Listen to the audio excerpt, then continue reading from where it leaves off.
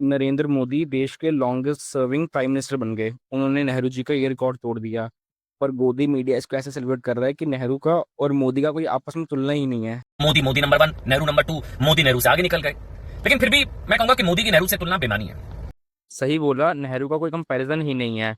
नेहरू ने पहला 5 year plan बनाया एग्रीकल्चर पर, फिर बनाया इंडस्ट्री पर, उसके बाद IIT Kharagpur, Madras, Bombay, IIT Kanpur, IIT Delhi बनाई, फिर आईएम कलकत्ता, आईएम अहमदाबाद बनाया, उसके बाद यूजीसी डीआरडीओ बनाया, उसके बाद दुर्गापुर भिलाई स्टील प्लांट बनाया, भाखड़ा नंगल डैम बनाया, हीराकुंड डैम बनाया, उसके बाद 1961 में गोवा को आजाद भी कराया।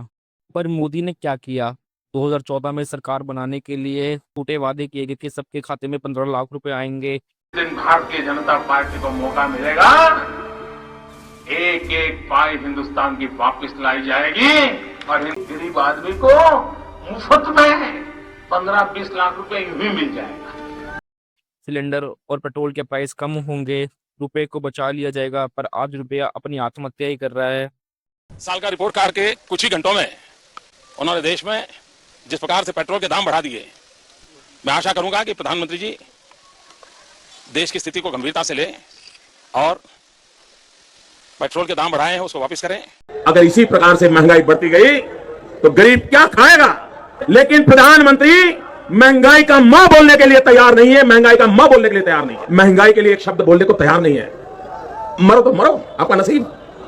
अरे गरीब के घर में चूल्हा नहीं जलता है, बच्चा रात रात रोता है, मां आंसू पी के सोती है, और देश के नेताओं को गरीब की परवाह तक नहीं है। यह गरीबी का हाल कर दिया है। 4 तारीख को वोट करने जाए तो जरा घर में जो गैस सिलेंडर है ना, उसको जरा नमस्कार करके जाइए।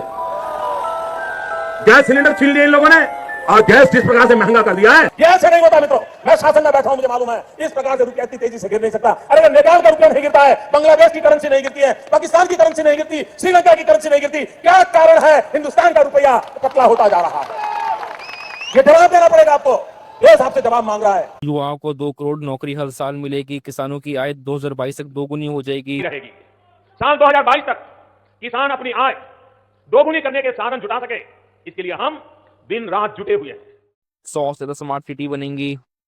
क्यों ना हमारे देश में 100 नए शहर बने, आधुनिक शहर बने। हर घर नल जाएगा, पर नल तो गया, उसमें अभी तक जल नहीं आया। गलत कृषि कानून लाके 700 से ज्यादा किसानों की शहादत हो गई। अगर आपको ये वीडियो पसंद आई तो इसका सेकंड पार्ट भी जरूर देखिए।